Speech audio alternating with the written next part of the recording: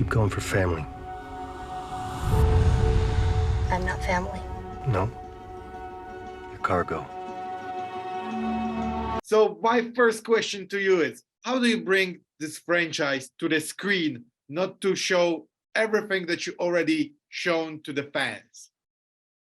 I think you have to break it apart and then put it back together in this other medium. So, you know, one of the first things Craig and I did was like, we talked in detail up and down the game and like every character. And he asked me a ton of questions about how does Fedra work? How does it form? How do they communicate with each other? Joel and Ellie and Marlene, what's the backstory there? Who, like, what's her relationship with like Ellie or Ellie's mom and all these things that we really kind of just like stripped the story down to its bare essential to say, okay, here are the things that have to stay the same. There's certain like elements that we felt like we were not going to do it better than what, you know, we were able to achieve at Naughty Dog. So we should just kind of do it over here as well. Where it got interesting is to say, okay, well, the game relies on interactivity to tell its story. There's a certain immersion that happens by like, you are Joel moving in a continuous space through Pittsburgh or wherever. You're choosing the pacing and how you want to handle the action. And that elicits certain emotions from you and gets you to connect with that character by controlling them. We can't do that with the show.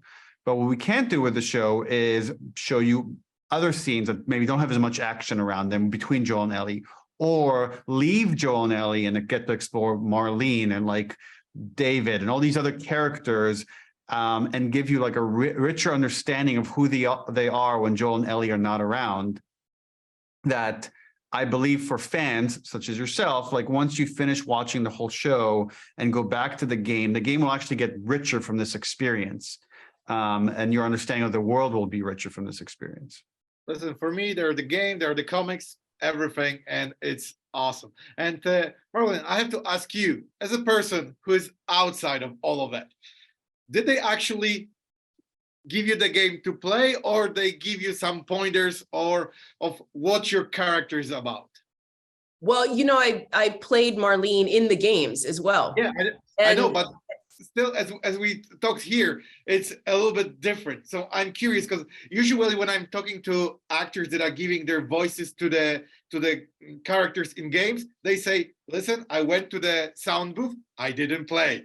So I'm curious, how was it to actually proceed this voice from the character from the game to a real person in the TV series? Yeah, you know, in any medium, the homework is the same as an actor. So, you know, you get to know them across their entire life, you know, and I have a really big imagination. So I really knew a lot about Marlene, and I had a great resource in Neil, in that he creates things that are so rich and so full, and he has answers to every little question that, you know, a very curious actor might have, which is a real thrill as an artistic collaborator. And then the fact that he, you know, had this handoff to Craig Mazin, and that Craig had such a wonderful love and beautiful understanding of who it was.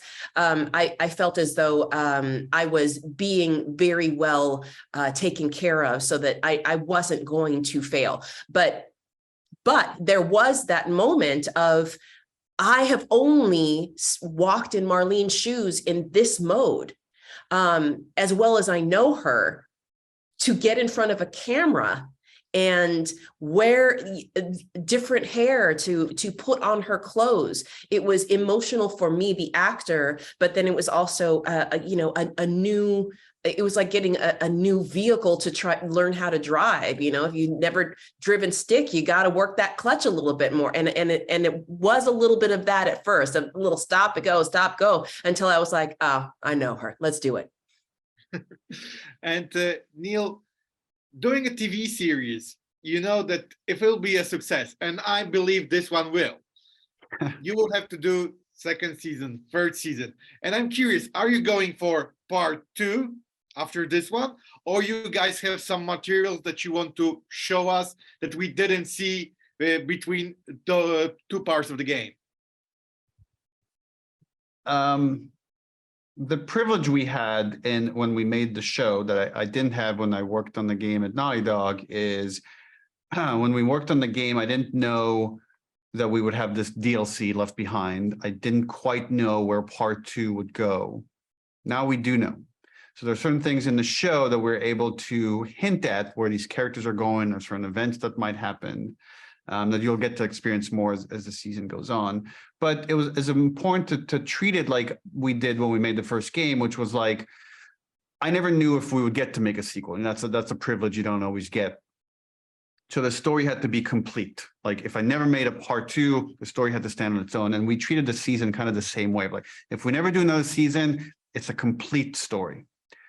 But if we do get to do more season, hopefully enough people tune in that we get to show where the story goes, our process will be the same, which it was like, okay, now it's this other medium. There's things that we did in the second game and backstories or things related to that other story that wouldn't work as a show, or we couldn't show them in the game for a bunch of reasons. And so it's important for me to replicate the process of what, because I'm very proud of how this season turns out, just as proud of the show as I am with the game.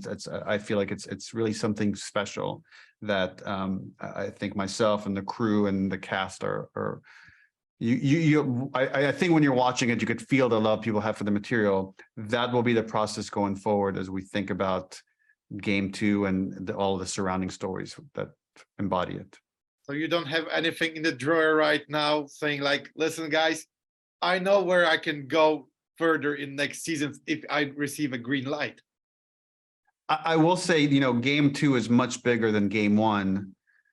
Well, I'll just leave it at that.